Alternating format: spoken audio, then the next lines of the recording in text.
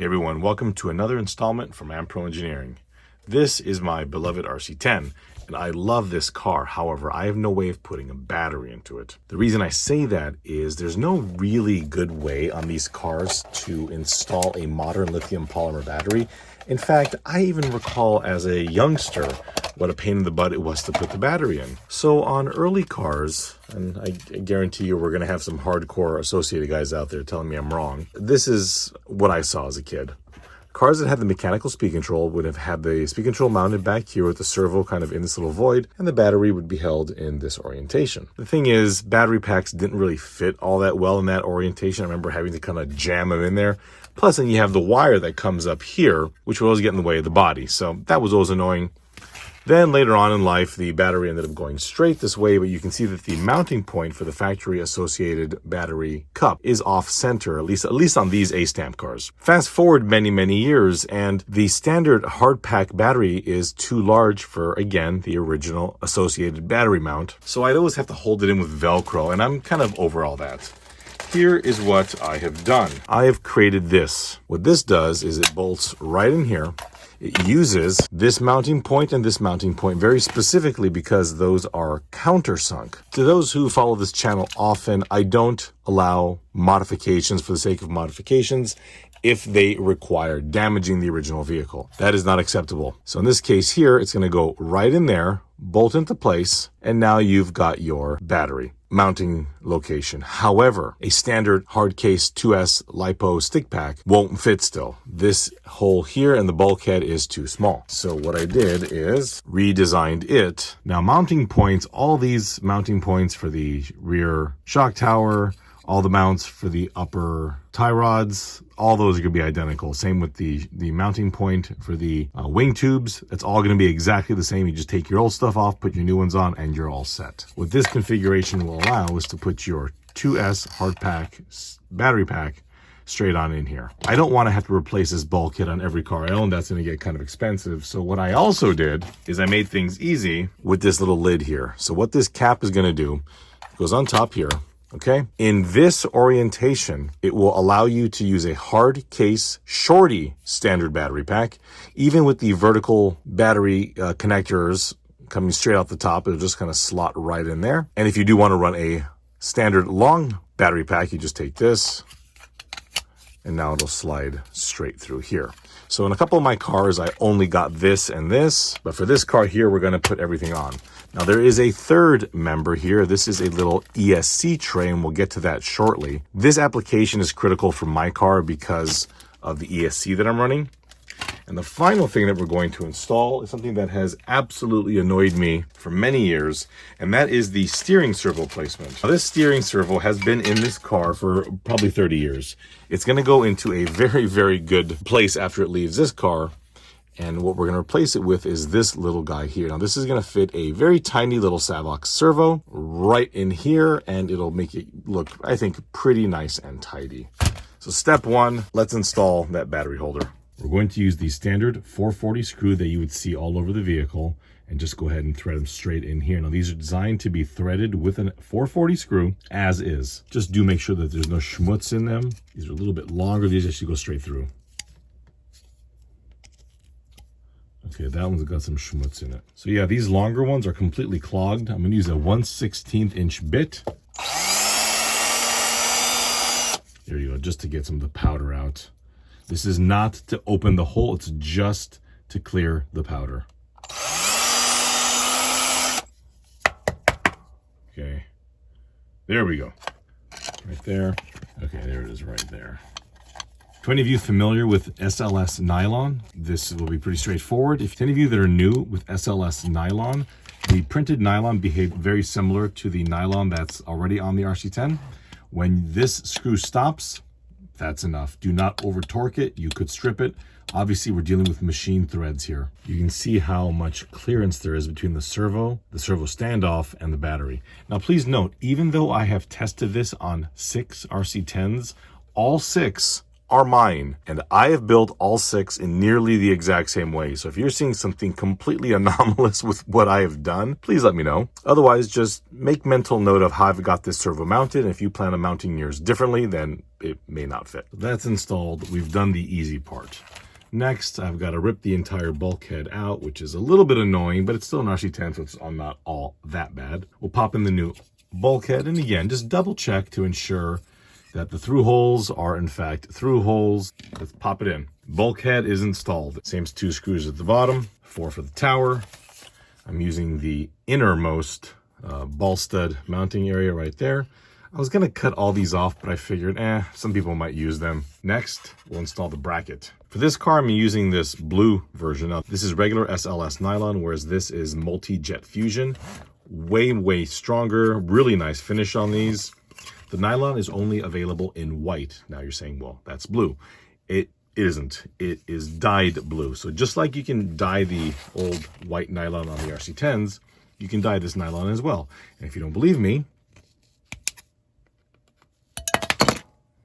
okay, that is the original color of this piece. This is why I don't really recommend people buy the colored nylons. What you can do, and what I do very commonly, is I just go ahead and spray these with a low gloss paint. It really doesn't matter what color, just any kind of low gloss paint, and they'll come out fantastic. Gloss paints tend to just look a little bit cheap because of the texture on the surface. Okay, so we're just cut these off. Also, these colored pieces cost more, which is again why I don't think you should waste your money. Get the white, or do what I do and ignore everything I just said and feel free and get one of the colored ones. So this bracket right here sits there. It is purely optional. And there are 2 versions of this, one that comes with that piece and one that comes without. This is simply to mount an ESC. The ESC that I have is extremely tall and actually won't fit here, so I've got to put it there. Not really desirable, right? It's going to raise the center of gravity on the vehicle, but I have no alternative. So to those of you who also have no alternative, well, now you have somewhere to put it. To install this, I'm going to use some, I don't know, maybe 1/4 inch long 440s, maybe a little bit longer. So here I am installing stuff, and I come to the conclusion that this piece here is a millimeter off. And I know I've been talking in standard because this car is standard. We'll say just under 1/16 of an inch off. And I'm confused about that because I've test fit these parts already and they fit fine. I test fit these parts on this chassis. More importantly, this very, very flat chassis. If we look at my RC10 over here, it is ever so not flat underneath. It's a little bit bent. So I'm gonna have to just kind of pry this back a tad and that'll line up. So just a heads up, if yours doesn't fit correctly, I would reconsider how flat you think your RC10 is. Last, the servo. Here is the bracket. Now, before you start saying, oh, awesome, that's a great looking bracket, let me just stop you there for a second. You see, this bracket is designed for this servo. Okay, it's the SC1251MG, which is out of production. I think they make something similar or the same size, just a different name. So basically, it fits this servo or servos like it, and that is all. So I'm just gonna pretend that all didn't happen and just kind of slot this into the production one. The other one was from the FDM printer, but let's go ahead and pop this guy in the car. I've got this set to neutral using this little guy here. All right, this is unscrewed.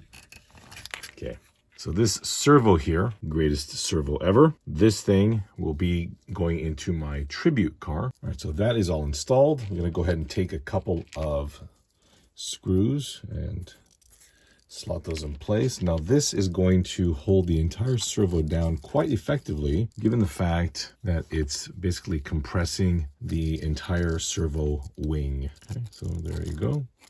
That is not moving. You can see that this is stepped, and that's going to ensure that the servo has a nice flat mounting. Usually what you'd have to do is offset the hole on the standoff because of this plate right here. That's the nose plate and the main champ. Boy, that's had a servo there a while. So you'd usually either have it crooked, or you'd want to shim that, or you'd want to drill out the servo standoff slightly lower on this side here. And there is the servo.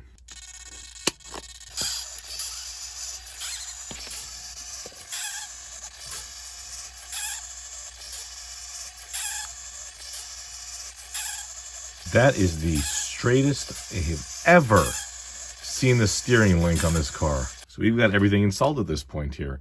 Now it's time to see how the batteries fit. So I'm going to pop the battery tray cover off, and we'll start with the standard shorty.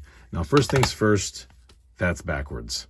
You want to install it this way. That'll keep the wires out of the way of the cab of the vehicle. These go right there. Okay, so let me just drop that all in place. You want to put in a piece of foam in here. I ordered some that hasn't come in yet, like a 1 millimeter self-adhesive foam.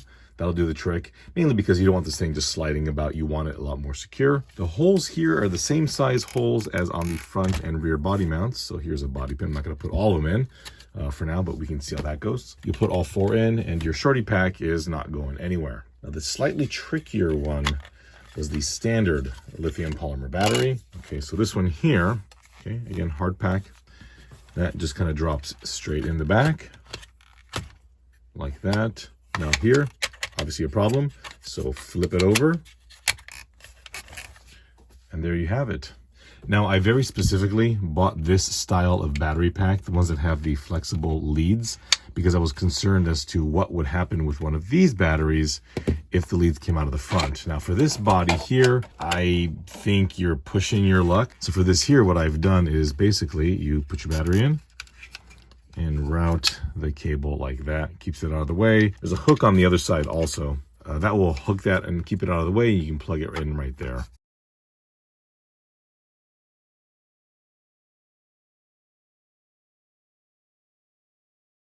I did want to show this project vehicle here. So again, we can take this out. The rear bulkhead is the standard bulkhead, but we can still use everything else. There's our shorty battery. Slot that through here. And there you go. My friends, thank you all so much for watching. This is a project that I've been trying to do for quite a few years now, and I'm glad it is all done. And my RC10 now has a non-dumb way of having the battery held in. I'm sure lots of you out there have come up with your own ingenious solution, and this is simply mine. Links, of course, are in the description. Thank you all so much for watching, and I hope we've got a lot more for this car coming up soon. We'll see you next time.